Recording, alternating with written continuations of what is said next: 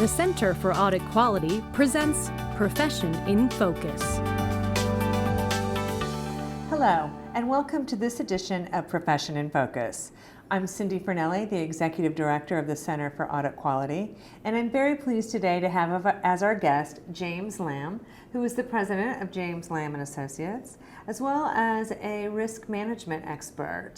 So much so that you've written a book called Enterprise Risk Management, which was #1 on Amazon in the risk management series. So congratulations on that and welcome. Thank you. It's very nice to be here. Also, I know that in addition to being a risk management expert and the president of your own company, you're also on the audit committee and the chair of the risk oversight committee for E-Trade Financial Corporation. So we have a lot that we can talk about and cover today. So let's jump right in and talk on the risk management side. I was fascinated to learn that you were the first ever chief risk officer and an early advocate for risk management, enterprise risk management.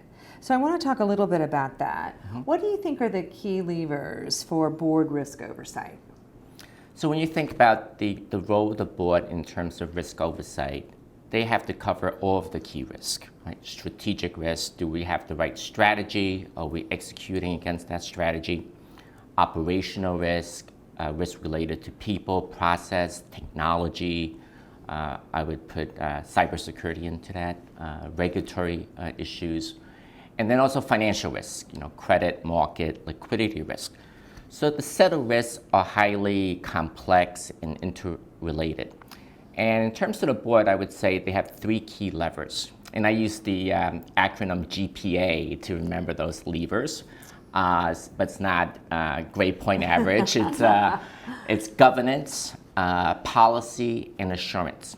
So G's for governance. How do we set up as a board in terms of risk oversight and monitoring, right? What's the role of the board? What's the role of the audit committee? What's the role of the risk committee if you have a risk committee? Related to governance is how do you enhance the independence of the risk and compliance function within management? Similarly, the audit function reports to the audit committee. So what's the working relationship, the reporting relationship between the risk and compliance functions to the board? Now, when it comes to policy, the board communicates its expectations and risk tolerances through policy. And I think the 2 key policies are the risk appetite statement. How much and what types of risk are we willing to take in pursuit of our strategy? And also the risk escalation policy. At which point do risk issues and concerns get escalated to management or to the board? Finally, assurance. How do we make sure that we know what's going on?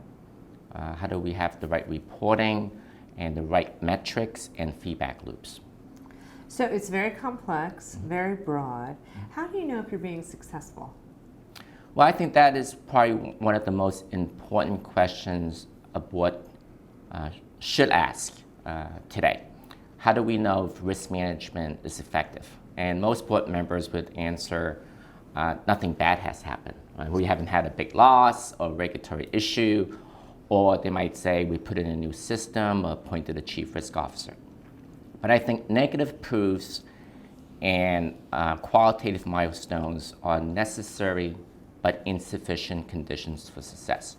They really need to have an objective feedback loop. So when you think about why do we need risk management? One is to provide foresight and insight in terms of the key risks that we face.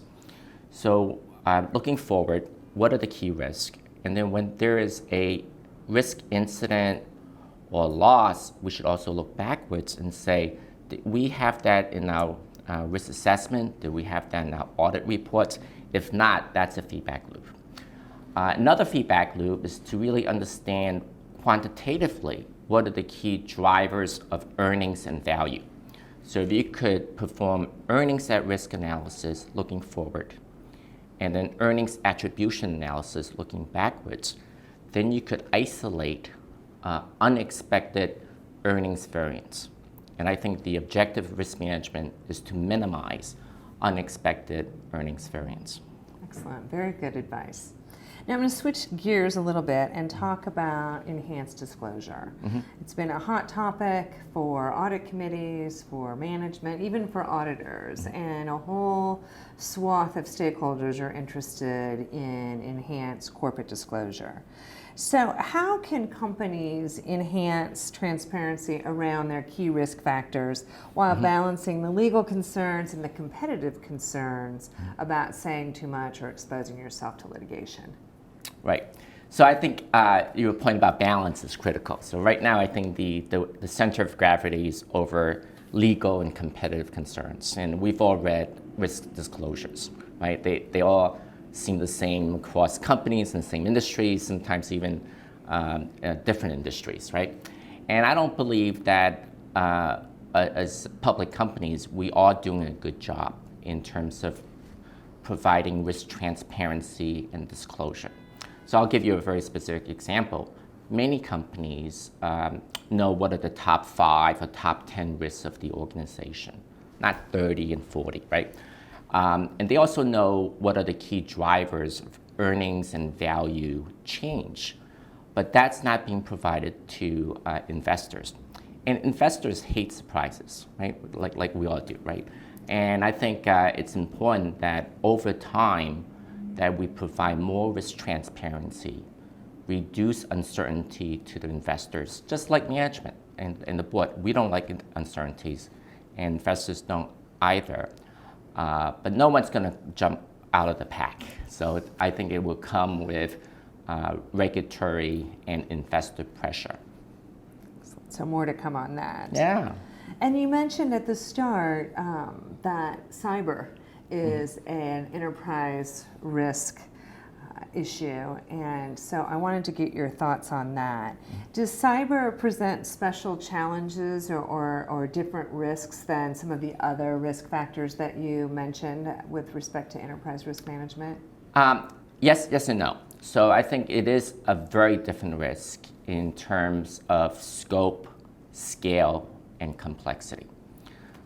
So in terms of scope, with the Internet of Everything, Internet of Things, the points of entry, the points of vulnerabilities are growing exponentially over time. It could come from your mobile devices, cloud services, your coffee makers, payment systems, right? So the points of entry are just increasing exponentially. So that creates a lot of scope challenges. In terms of scale, we've seen reports that says the cost of cybercrime today is about $500 billion, and it may grow to $2 trillion in 3 years. These are some of the estimates. And when you compare that to the stock market capitalizations by different countries in the G20, it would be number 6. Unbelievable. That's crazy, right? It So is. the scale is incredible. And then there's the complexity. We don't know what we don't know. We don't really have good experience and data when it comes to cybersecurity. So for those reasons, it is different. But it is not different in the sense it is a risk, right? So it shouldn't be a completely separate risk management framework or program. It really should be integrated with the ERM program that a company has.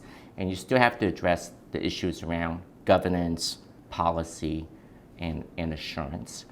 And I think for those reasons, it is similar, and you need to integrate it.